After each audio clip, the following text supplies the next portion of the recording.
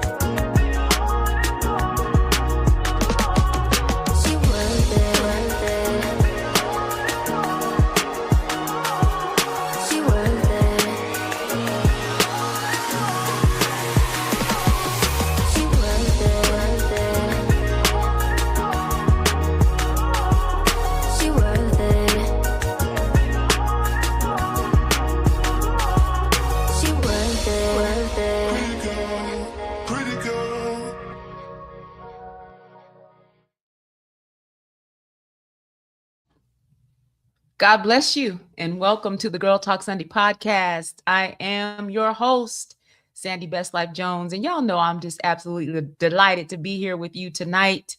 It's been a few weeks since we've been live, but it's really, really good to be with you again. Listen, I just got through telling my guest, Dee Hevelin, that there's no one else that I would want to have this conversation with. There's just nobody else. And I'm going to tell you why when I bring her out, because I want her to hear why. But I've been looking forward to this show for weeks now, and I'm so delighted that you're here with us tonight. If this is your first time watching the Girl Talk Sunday podcast, please put that in the chat so I know. I want to make sure that I greet all of my first-time guests. And if you've been here before and you've come back for more, I'm so glad to see you. Amen. Amen. Listen, I am Sandy Best Life Jones, and I am here to help women just like you discover the purpose and the plan for their life through honoring God, honoring your body, and owning your worth. Yes, we are a faith-based platform, but all who come in peace are welcome. All right, y'all, I need to do what I always forget to do at the beginning of the show, which is make sure that I shared the live because I usually forget. And I think I already did it. Yes, I did. So if you are watching right now, do me a huge favor. Like the video, share the video. And if you're watching on YouTube, go ahead and subscribe to my channel so you don't miss anytime I go live or anytime I upload a new episode of either Girl Talk Sunday or Fridays by the Fire. I trust and pray that everyone is doing well today. I had such a great day today. Church was great from beginning to end, like from Sunday school to the benediction. It was good. And I like to start my Sunday that way. So I hope that you were able to start your Sunday in a way that inspired you, just like I'm inspired right now. My guest today, Dee Hevelin Pulliam, affectionately known as Dee Dee. You're going to hear me calling her Dee Dee. So this is probably the last time. Well, I'm going to read her bio. But after that, you're not going to hear me say Dee Hevelin anymore. I'm just going, she Dee Dee to me. So she's going to be Dee Dee today. She is such a phenomenal young woman. I tell her this every time we talk, that she inspires me greatly. And we're going to get caught up on what she's doing in just a few minutes. But I want to read her bio because I want you to know who we have in our midst today, to just remind you that age has nothing to do with brilliance. Brilliance has nothing to do with age. And we all, in our own way, are brilliant. It's just a matter of, how we choose to allow God to use that brilliance to bless the world. And the Heavenly has decided to use her brilliance to bless families and marriages in her community, and that's why I'm just so proud of her. So let's read this bio because it's just so good. It's so good. The Heavenly Pulliam is a licensed marriage and family therapist, educator, and diversity and inclusion consultant. She is passionate about helping people experience greater alignment between the life they are living and the life they envision for themselves.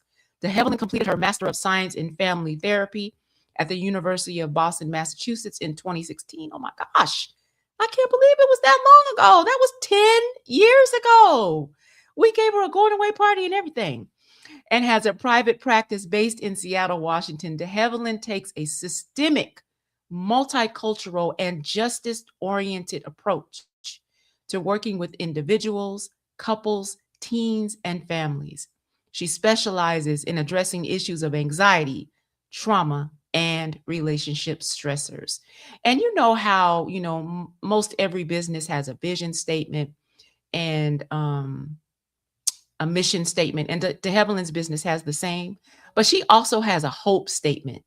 And I want to read her hope statement. It says, I hold a deep desire and expectation for you, your partner, and your family to experience the changes you want to see in your lives. And I work diligently to instill that same sense of hope and expectation in you. So it's not enough to hope that you can be better. Sometimes you got to go get help to couple with that hope. And de Havilland is using her life to provide that hope and that help for families in her community. And I love that about her. I think that you're going to love her too. And as you know, right now during Girl Talk Sunday, this season of Girl Talk Sunday, which is season 5, this is our homecoming season. And what I mean by homecoming is coming home to self means choosing wisely, choosing differently, choosing what works for you, and releasing the rest to God for healing. And tonight's topic is all about some of the toxic traits that we can sometimes inherit from our mothers, that our mothers may not be even aware that they're passing down to us.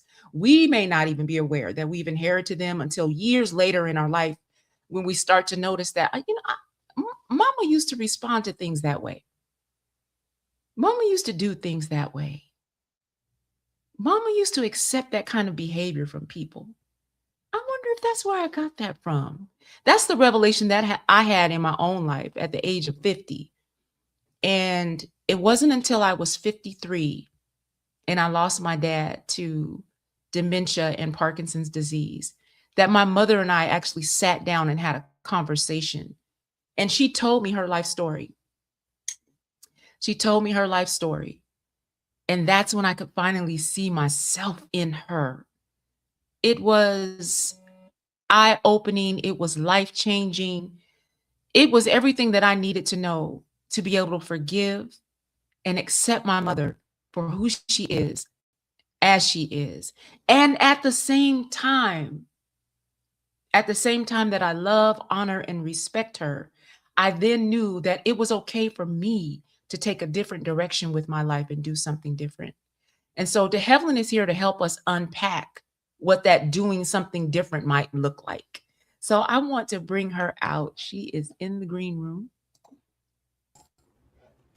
There she is. Hi, Dee Dee. Hello. Welcome back to the Girl Talk Sundays sofa. Yes. Good to be here. Good to be here. Yes, you're welcome to call me Dee Dee, and that's what you know me as, but so grateful to be here. Yes, thank you so much for agreeing to come and be with us tonight. This is a really important topic to me Because, like I was saying, I had my own epiphany about my mother 5 years ago. It'll be 5 years in November, Mm. no, October actually, when I lost my dad, and I flew to Arizona to be with my mother for the service and to be with my family. And she and I went to breakfast the day after the service.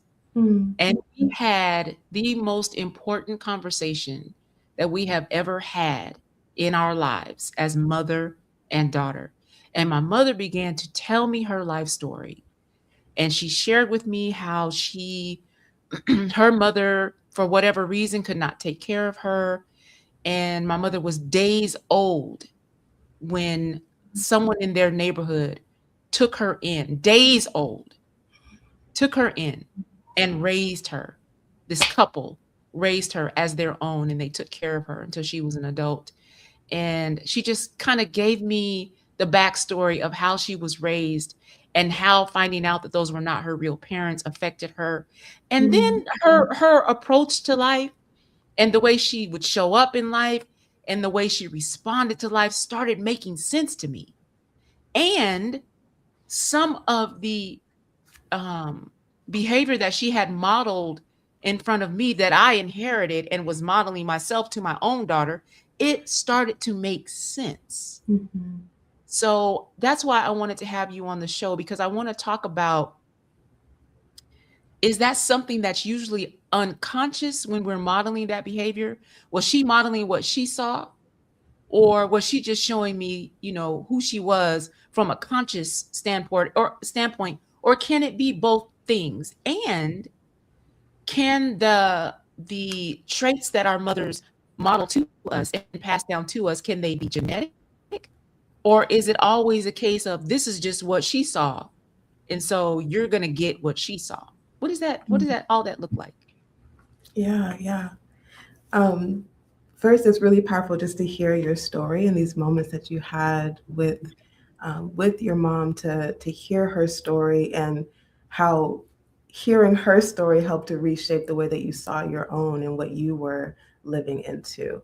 Um, I I use a lot of different modalities, but narrative therapy is a big part of my work. And so thinking about how we tell our story about our identity and what it means, and whether or not what we're living into is lining up with our values versus these boxes and shoulds that we're Mhm, put into is a big part of the kind of deconstructing work that needs to happen for us to break certain patterns.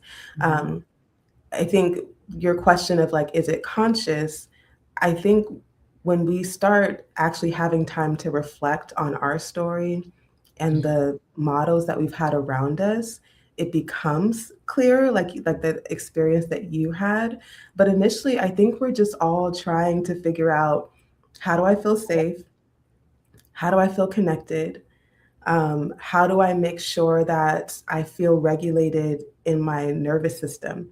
mhm, And that becomes these reactive patterns that we keep using once we find something that does work in our initial context. So I think with what you shared, like there's things that your mom probably learned about what it means to understand herself, what it means to understand her place in relationships. So the sense of like belonging, the sense of, am I lovable? Am I wanted? Um, and she learned a way of navigating that, her way of surviving. And you got to see that example of how she survived. Now the question becomes, do those same tools work with the context that you're in? Because if you're in a different place, it might actually start causing problems instead of helping. Um, so there's some initial thoughts that come to mind. And the genetic part, there are, studies that, and this is not my area of expertise at all. But there are studies that show that when we are in our mother's womb, the stress that they're under does impact, our development as well, right? So our cortisol levels, how sensitive our nervous system is to certain things, how disposed we are to anxiety and depression, those sorts of things do start to percolate even in the womb based on what our mothers are going through.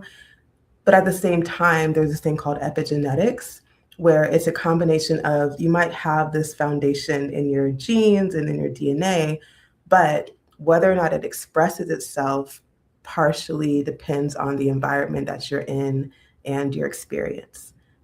So it's still, even then, it's not a guarantee that you are now, programmed to be a certain way. There's still a lot of life experience and a lot of development that continues to happen where we can keep reshaping things and keep breaking patterns.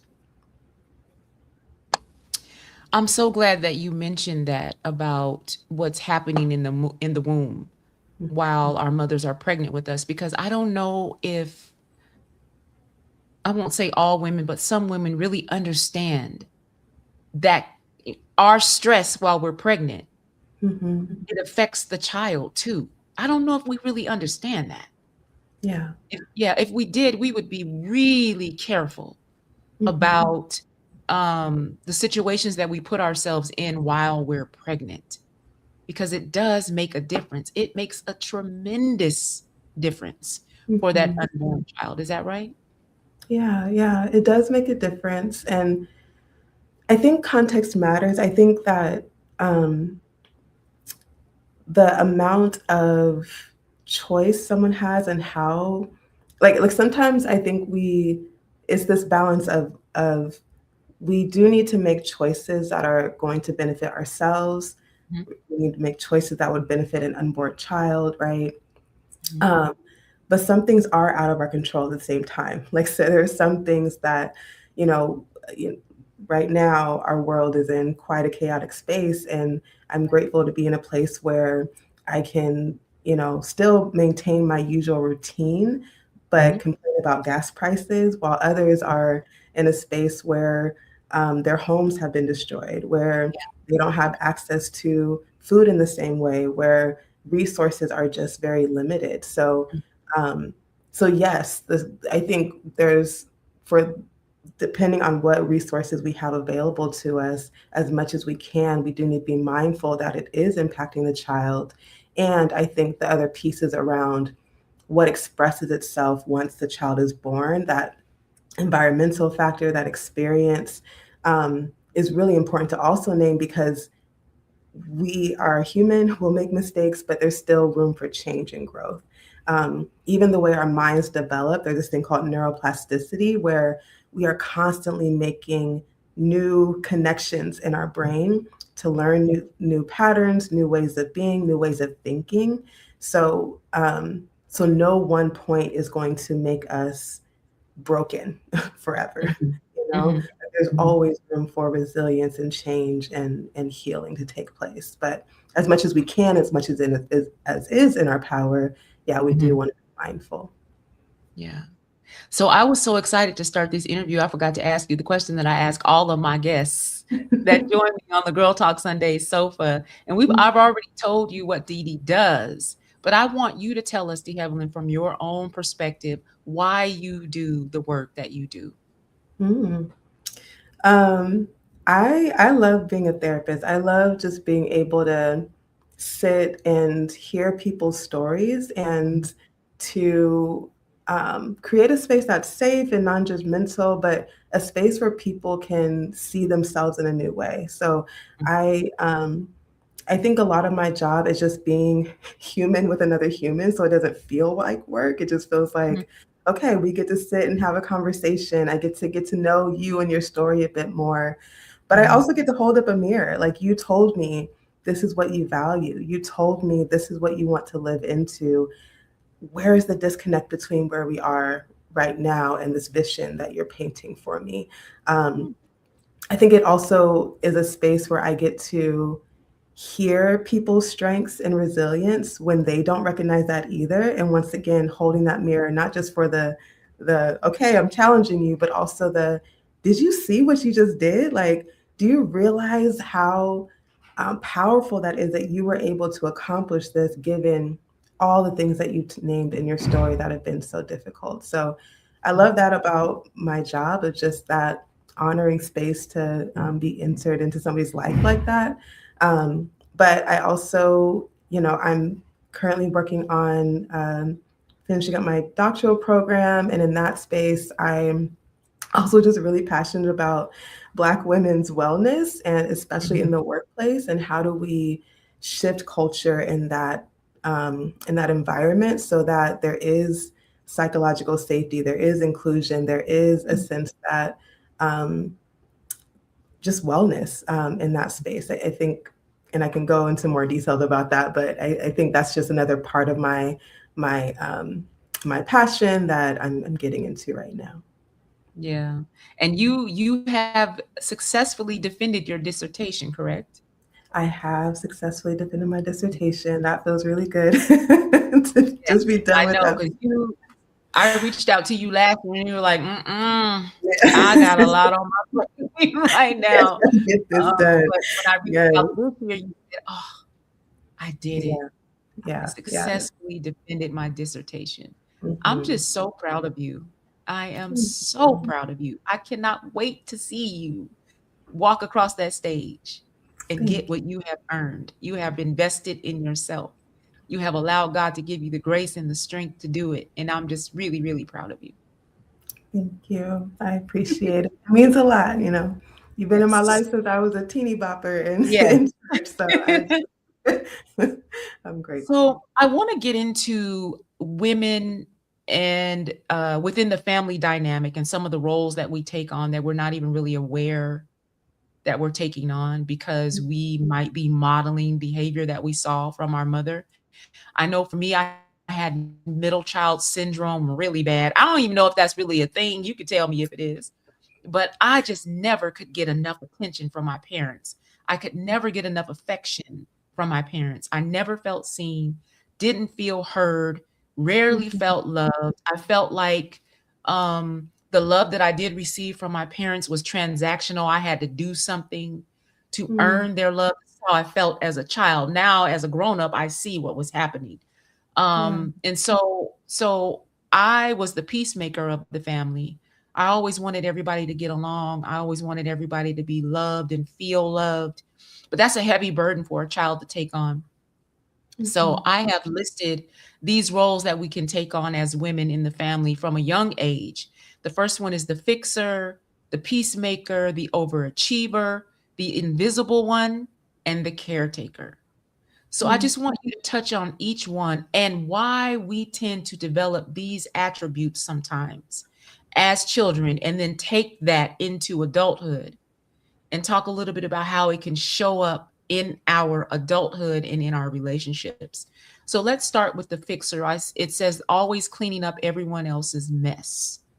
Where mm, does that derive from usually? mhm. I think there's kind of two things on my mind when I think about this list. Mhm, One, just to back up a little bit, I'm a marriage and family therapist, mhm, and I see individuals within that, but that means the theories I work from are systemic, right? So I mhm, think about how all of the moving pieces work together to mhm, create a problem and to maintain it. mhm, Yes, this idea that everybody is contributing relationally to how things are functioning, right? mhm, And that mhm, even beyond the family and the relationships, there are these larger systems in our communities, in our society, in our politics that are also playing a part into where these problems come from and how they're maintained, right? So mhm. because of that, it's really hard to pinpoint whose fault it is, Mhm. right? Right, Because right. there's so many moving pieces. Um, and I also love what you said in the as you were some of the posts that you made about this conversation, how you don't want it to be about like blaming the parents, Right. and Mhm. moms get a real bad rep. It used to Yes. be like they used to blame mom. They used to blame mom for schizophrenia. Like it was the mom's fault that their kids Ooh. had schizophrenia. Things like that were just Mhm. like a part of the culture. And Yeah. so I think I just want to just name those things as like a Mhm, disclaimer of just how mhm. Yeah. the mind works around it. And I Mhm, think the other piece is that I think a lot about attachment, mhm, and some of the messages that you were describing as like the middle child, or as we're trying to figure out where do I belong Am I loved? What do I have to do to get loved or to be loved? Like those things, um, those start at a really, really young age. Like when we are babies, we Mhm. are taking in how our caregivers are responding to our cries. And we're learning that I can depend on people. I'm learning how consistent they are, how safe they are. Um, and I'm learning about myself of if I'm wanted or chosen or loved in those relationships, right? Mhm. And it only takes one really good enough parent for a child to learn that I can have security Mhm. in these spaces, right? Mhm. Mhm. For the fixer, I think that, it could come from different parts of that attachment space. It could be that, you know, I have to be useful in order to be accepted and Mhm. loved. I Mhm. have to be, I have to make sure I am not a burden. I have to be out of the way in order to be accepted, in order for people to have room for me or space for me, right? And Mhm. so I'm learning that there's a lot of work I need to do to make other people feel good, in order for me to feel good and for me Mhm. to feel safe that the relationship can make space for me, right? Mhm. Mhm. And so from an attachment perspective, that might look a little bit more on the anxious side of things of I need to do a lot to make sure that once again, I'm regulating myself by making sure I'm regulating other people around me. Um, or doing what I can to feel like I'm making them be in a good see me in a good light or be in a good standing with me. Mhm. Um, I'm gonna pause there because I named a lot, but Thank you. Thank you for that. That makes sense. And I like how you said, um, there's a the way we create and maintain a problem is systemic. Mhm, It can be systemic. I never thought about it that way, but it takes action on our part to maintain a problem. mhm, Just like it takes action on our part to heal a problem or mhm, to remove a problem or a habit from our lives. It takes action for both. It takes action to maintain it and to heal it. Is that what you're mhm. saying? Yeah, yeah. So initially, like I said, the attachment stuff, those that model of relationships, those stories I tell myself from a young age about Mhm. how relationships work and where I fit into them. Mhm. Initially, like, yeah, I'm a baby. I don't really, Right. I'm just taking in the world and trying to make sense of it, right? And kids have this black or white thinking. It's like either or, and it's very simplistic. I don't get the nuance until I'm older, right? And Mhm. so Mhm. then that's we get when we get into the breaking the patterns part, it's that I need to recognize that every time I live into this idea that I need to be needed in order Mhm. to be connected to people, or I need to, um, people only want me in their lives when I'm doing something for them, right? Mhm. If that's the Mhm. story I'm living into and telling myself over and over again, then I'm going to probably not have a whole lot of boundaries. I'm probably going to say yes as much as I can, even when I'm overextending myself, Mhm. right? And I'm probably not going to receive the same thing from other people because they actually do have boundaries, right? Mhm. Or they are taking Okay. advantage of a situation where they're getting a lot and not having to put a whole lot of effort back into the relationship, right? Mhm. So now I'm in this kind of self fulfilling prophecy. I don't believe I matter in relationships unless I'm playing a role for other people. I Mhm. give, and I don't ask for anything because I don't want to be a burden to them. They take what I give freely, Mhm. but I also don't receive it in the same level. I Mhm. feel alone still. I feel taken advantage of. I feel Mhm. resentful, right? But I don't stop. So I never get to see if I don't stop acting in this way, will Mhm. people stay? I never get to challenge that belief and I never get Ooh, to see that's the other good. side. So I'm a part of maintaining it, and people Mhm. are just playing along with the role that I am offering them in our relationships. Ooh, that is so good, Dee Dee. That is so good. People will benefit from your brokenness. Usually, if they too are broken in some way and they just don't know it, or they haven't accepted it, or they haven't acknowledged it.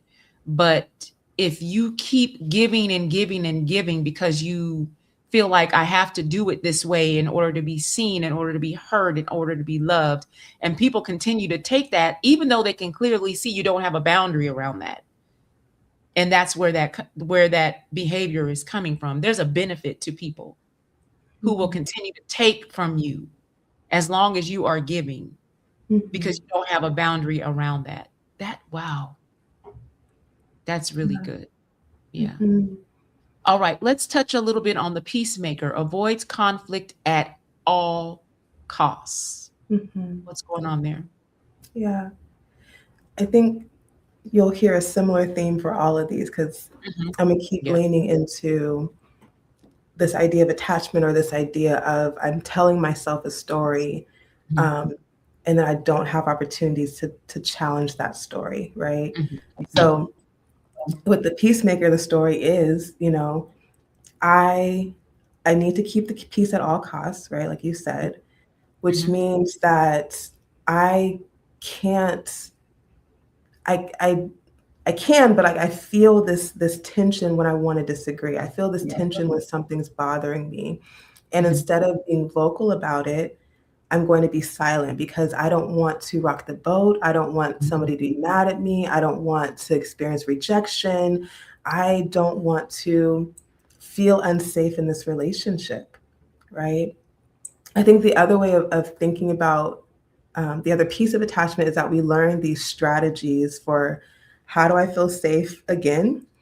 Um, so if I feel like peace is being disrupted, I'm going to feel like that's a threat to the relationship, right? And we know when we think about trauma and things like that and not feeling safe, it activates our fight, flight, freeze, fawn response, right? So this might be considered more of a fawning response, right? If I make people feel comfortable around me, if I keep smiling, if I keep acting like everything's okay, if I keep seeming like I'm on their side, even when something's not quite right for me, it just helps me to feel safer in that situation. And safe doesn't always mean lions and tigers and bears. It just might mean you'll still be my friend. You'll still want to hang out with me. You'll still want me around. Um, is what's going to make me feel like silencing my own needs is worth it. Okay, that makes sense. That makes sense for the peacemaker. The overachiever, trying to earn love through performance. And I know there's a running theme in each one. Mhm, So mhm. touch on that. The Yeah, overachiever. yeah. I think yeah, the running theme is like there's a need for Yes. connection, there's a need for to feel lovable and wanted. And so learning that if I'm productive, if I'm achieving, um, if I'm going above and beyond, that's where I'll experience some acceptance. Um, Mhm. and once again, this is like it feels like a very complicated conversation because it's when I say it's like problems are created and maintained in relationships and systems, that can be that, you have a family that really emphasizes academics, really emphasizes, getting the awards or, being number one.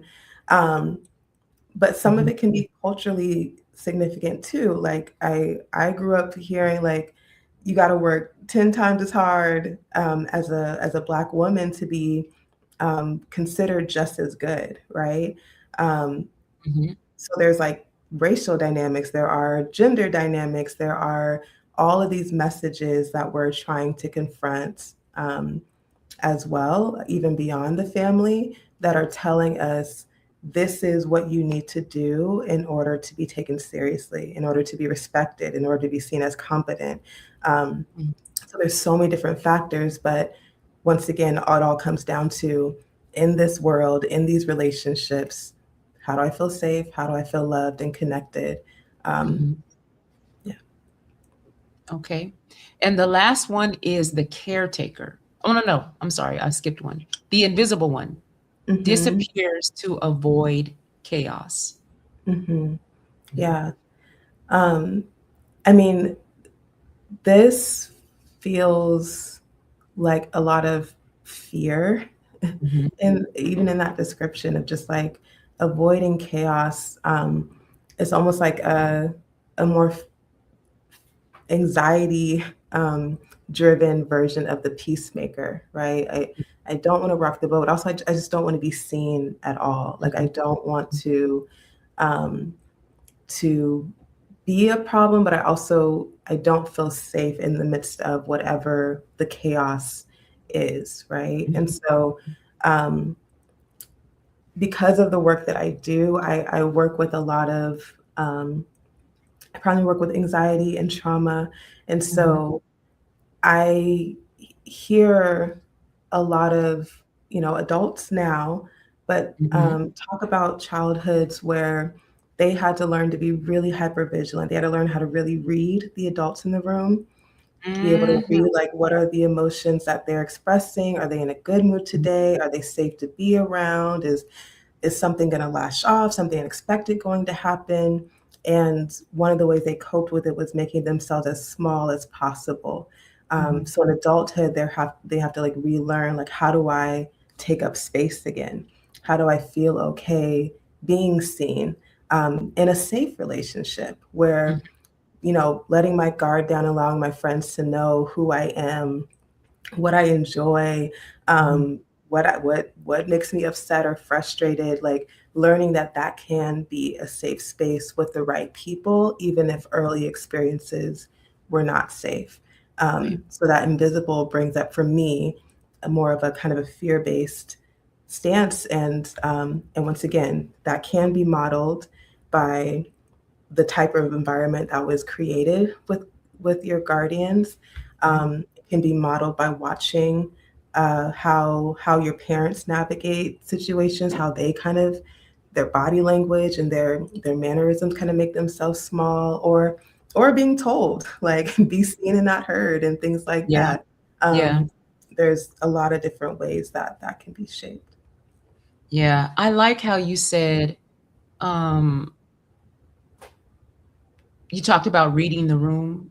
And we hear that a lot now. We hear a lot about read the room, read the room. I've been reading the room since I was a kid Mm-hmm. because, and I didn't know it as a child, but my mother had seasonal depression. Mm, So living here in Washington State in the wintertime was really, really hard yeah. for her, which is why she retired and moved to Arizona where it's sunny all the time. Mm-hmm. But as a child, you don't know that. All I knew was I'm not sure which mama is coming home from work today. So I Mm-hmm. need to read the room. So, and I developed a system where if she parked a certain way, I knew everything was going to be Mm-hmm. good. If she parked a different way, I knew to go to my room and stay in my room until she told me to come out. So Yeah. I've been reading for a long time, not knowing that there were some other things going on with my mom that I knew nothing about until I was grown. Mhm. So yeah, I can resonate with the invisible one needing to read the mood in the room to Mhm. avoid chaos at all costs. I deeply resonate with that. Yeah, yeah. And in a lot of ways, it's kind of a superpower to be that attuned to people Mhm. around Yeah, you. yeah. Um, but once again, once out of that situation, and once again, safety is a big part of all this. If um, and safety, once again, emotional safety, like it doesn't always have to be uh, the worst of the worst that comes to Mhm, mind. mhm, But when we're adults, we have to evaluate, okay, that made sense. Like that was a superpower as a child, mhm, right? Like you mhm. didn't have a whole lot of resources, you didn't have a whole lot of power, you didn't have a whole lot to go off of in order to change your environment or make things different, or you know, you didn't know the education around mental health and how to plug into resources that might have been helpful. You just knew, okay, if I can pay attention to Mhm. how mom parked or how these mannerisms change, Mhm. I know how to be helpful or out of the way, or I know how to approach her in a way that's gonna like make me feel once again safe, connected, loved, all those things in that moment, right? Mhm. The problem comes in when we Yeah. try to use that same Yeah. theory in our adult relationships. We may not be as Mhm. accurate at reading people as we think we were, as we thought we were as a kid, right? All of Mhm. a sudden, it's Mhm. like, oh, I actually need to ask you how you're feeling. I can let you know I feel something shift or something's different, but I actually need to have a conversation about your inner world because I can't read minds. I can't predict the future. The worst case scenario Mhm. isn't always the only scenario possible, right? And so I have Mhm. to acknowledge how that superpower got me through a really difficult season in a certain part of my life. But I also need to Mhm. recognize time has passed and I'm in a different space and context now. I might need different tools. I can't just automatically rely on the same ones I had back then. Mhm. Yeah. Ooh. I'm thinking about my childhood as we're talking. I'm thinking about my dad who was active duty military when I was growing up. I had no idea my dad had been to Vietnam, was a Purple Heart recipient, Mm, had no idea what PTSD was, but I yeah. learned to read his mood too, because I Mhm, just never knew, if he would have an episode. So it's this conversation is reminding me of how I grew up and how I learned how to read people's moods and their mannerisms to see if it was safe for me mhm, connect with them. Now I mhm, see why I was doing that, and even as an adult, I do that. I mhm, watch people very carefully when I'm learning to get to know them, and now I yeah, understand why I do that. Yeah, and I really hope that the women that are watching tonight can see themselves in this conversation and begin to understand why they do some of the things that they do, why mhm, they respond to life the way they do, and how it could just be something from childhood that you've carried into adulthood that may or may not be working for you. It might be mhm, working for some people, yeah, and then it may not work for some people. And we're going to talk about what you can do if it's not working for you and how you mhm, can begin to heal um, some of the behaviors that you've inherited. This last one is the caretaker, mhm, raised to parent everybody. yeah, Was yeah, always there. yeah. Mhm. So,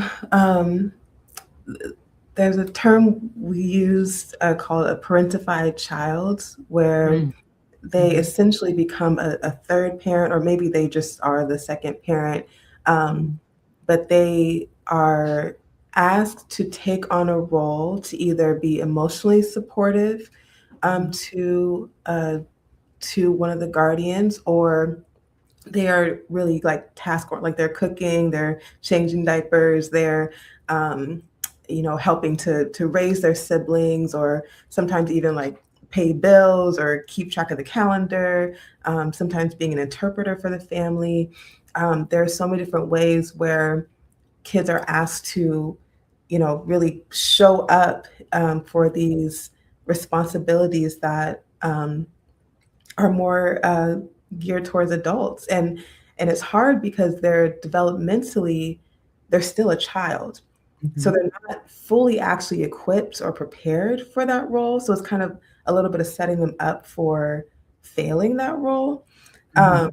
and then that does a lot with this sense of responsibility, but also this sense of guilt of not fully being able to live into that Mhm. pressure that's being put on them at a young age. Mhm. Um, so it's yeah, so that caretaker role can show up in that way of like you've always been the one who was needed to Mhm. step up and to be that responsible child. Mhm. Um, and even with that, I think there's also a piece of it where there's values underlying it too, of just like maybe you're just really compassionate. Maybe you just really want to help and you really want to be supportive to the people that you love, and you saw how your family was really into service, into caring for the community, and so you want to emulate that. So I Mhm. do want to say like there's a spectrum of where this can show up, in one way, it's like it's in a way where it's developmentally outside of their scope and they're not ready for it. And so there's kind of a setup for failure thing that's hard. And in another way, maybe it was developmentally appropriate and a value that you learned and was modeled for you. And so it feels different.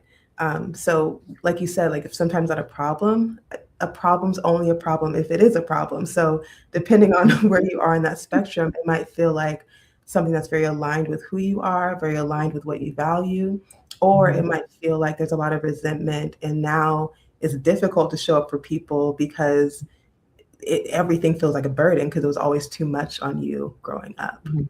Mhm. So that's a great segue to my next question. What do you do when you've grown up feeling like this is in alignment with my values, but then you reach a point where you start to say, you know what, this feels unhealthy to me.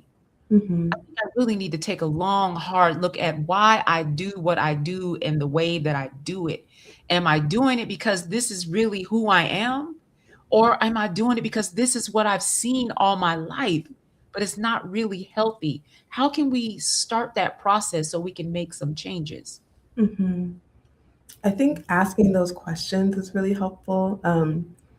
I think I mean, obviously, I'm biased towards therapy and just having a space where you can think out loud Mhm. and hear yourself back to you, right? So Mhm. you can get a sense of where there's conflict between the things that you want and the things that you value versus the way that you're living and the choices that you're making. Um, Mhm. I think it also gives a space to take ownership Mhm. for where you do have agency now. Because once again, a lot of these things developed in childhood. We didn't have a lot of power, a lot of agency, a lot of choice. We just kind of worked with what we had, right? Mhm. Right. What we were born into. But as an adult, we have to learn how to reparent that younger child, like Mhm. meaning that as I am now the main adult in my life, right? I now have to meet the needs that I wish my parents would have met if they had the ability to do so, Oh, right? that's good, Dee Dee. That is so good. Say that again. Say that again, because that was good. I'm now the adult in my life who has to meet the needs that my parents were not able to meet for me when I was growing up. Yeah. So I can't keep saying, well, my parents didn't do X, Y, and Z. I Mhm. mean, we have to like honor that in the sense of I can have compassion for my little self, Right. right? For what she had to do to find her protest, to find her strategic way of navigating these dynamics, to find her safety, Mhm. right? But now I have to let that little girl in me know Mhm. I got this for us moving forward. Yeah. Moving forward, I am going to make choices that'll keep me safe. I Mhm. am going to offer myself that love and that choosing myself in a way, right? And Mhm. I'm going to check in with my values. First of all, what are my values? Yeah. Yeah. And then how do I want to honor them moving forward, right? Mhm. Taking ownership for what I can. Um, doesn't mean that there aren't other things outside of our control, but we can control ourselves.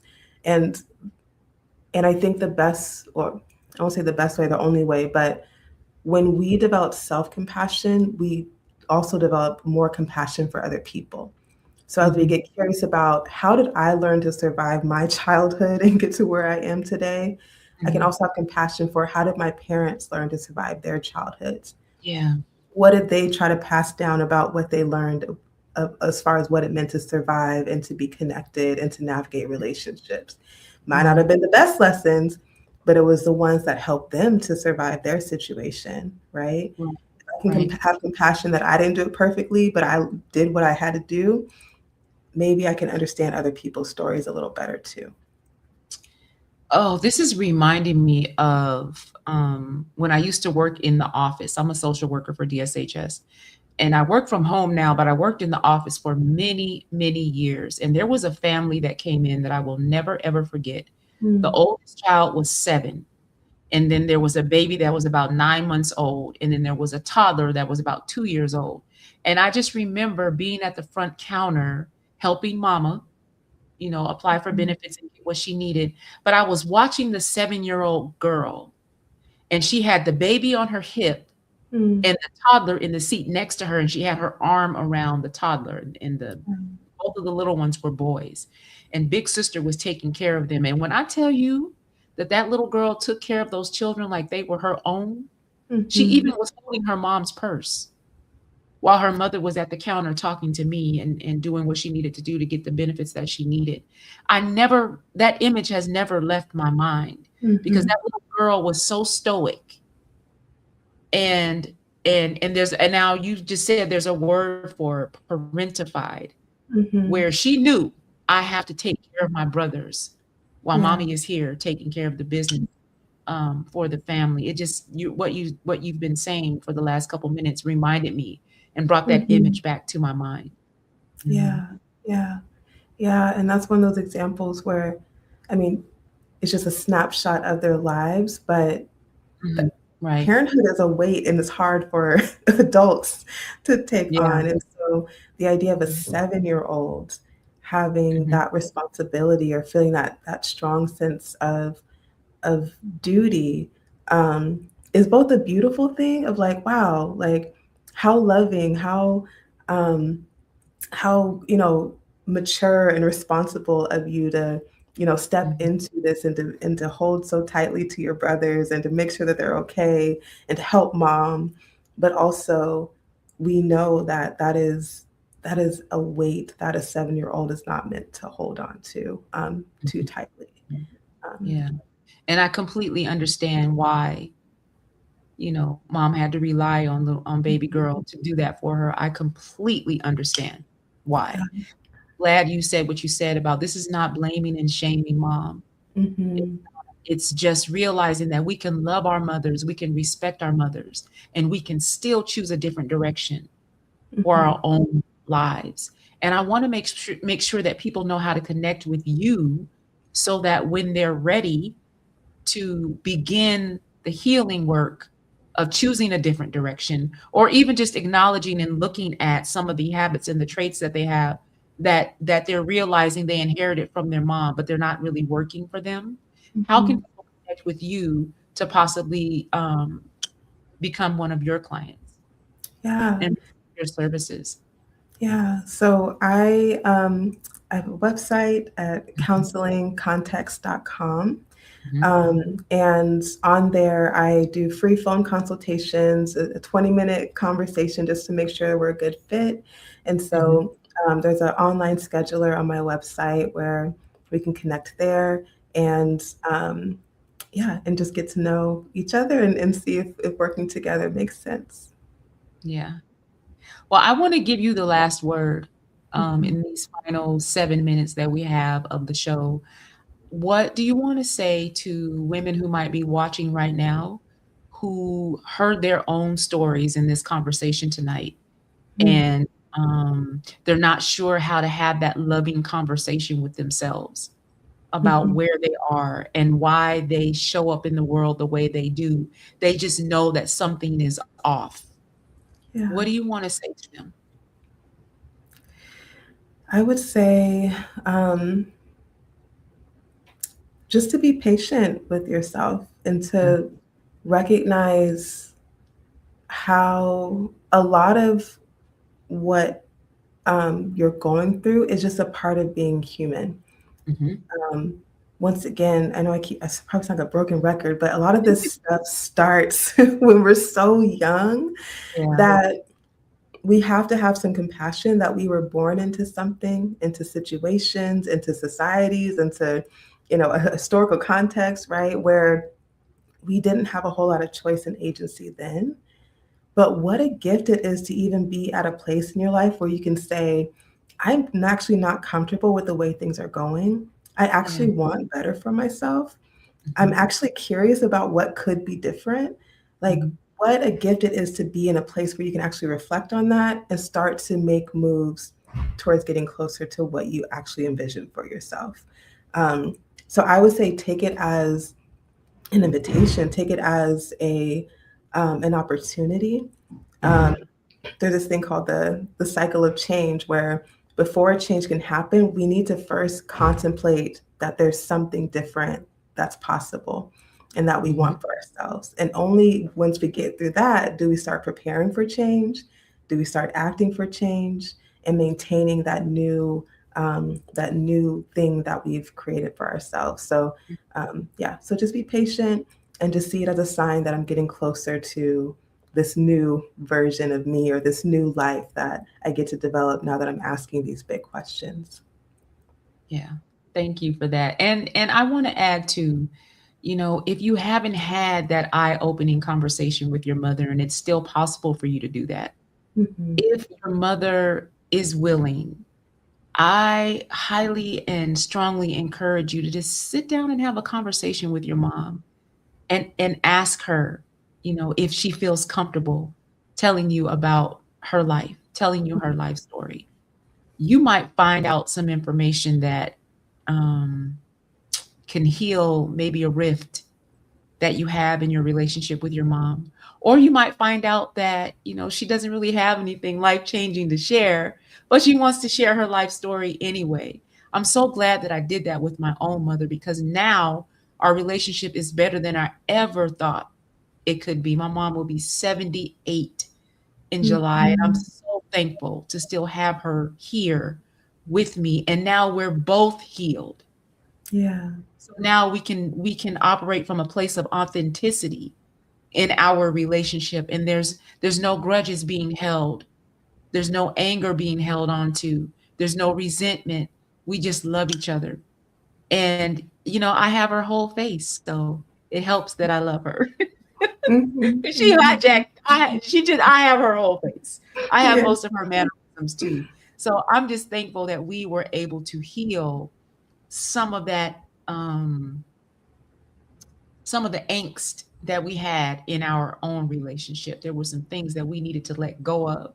There were some things that we needed to apologize to each other about. There was some forgiveness work that had to be done between the two of us to heal Mhm. our relationship. And I'm thankful that I was able to do that while she's still here with me. So if you are a woman watching who you might be saying to yourself, you know what, I see myself in this conversation and I kind of need to talk to my mom, but I'm not sure how. I think I need some help navigating that. But before I do, I want to have a conversation with myself, and I need help with that too. I encourage you to reach out to Dee Dee and just do the 20-minute phone conversation, the consultation. Mhm. See if the two of you can work together, if you're a good fit for that, so you can begin the process of healing. And like Dee Dee said, it's okay now. It's okay. Mhm. You're a grown up now, and you can start making decisions about your own mental and emotional health to put you on the pathway to healing. You can do that now. It's okay. Mhm. Yes. Well, thank you again, De Evelyn. Thank Dr. you. Oh, I can't wait to call you Dr. Dee Dee. That's just, yeah, I can't Soon. wait Soon. for that. Thank you Yeah. so much for being with us tonight on the Girl Talk Sunday podcast. I appreciate you. And if I need you again, I'm going to reach out. You may or may not be available, Absolutely. but I'm going to reach out anyway. Yes. Please do. Please do. All right. You take care. I'll talk to you soon. Thank you. All right. Good night. All right, everybody. That is our show for tonight. I love having these kinds of conversations with Dee Dee because her approach to health and wellness from a mental and emotional standpoint is so practical. And because it's practical, it's a little bit easier to apply it to your life. And I love that she's so young, but she has a resume like no other. She has the education, the expertise, the knowledge to back up everything that she shared with us today and more. And so, again, I encourage you to reach out to her at counselingcontext.com, schedule that 20-minute consultation, and just see if the two of you can work together to get you on the road of healing in your own life. It's okay now. It's all right. You can advocate for yourself, for your own mental and emotional health. You can do that for yourself. And nobody has to know that you're doing it. You can just go ahead and do what you need to do to begin to start feeling whole mentally, physically, spiritually. It can be done. It is possible.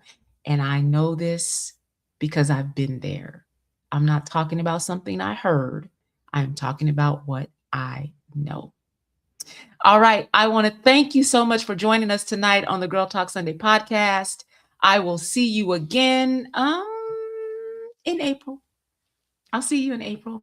I'm not going to say who's coming, but you'll know in a couple weeks. All right. Thank you again. God bless you. God bless you. Good night.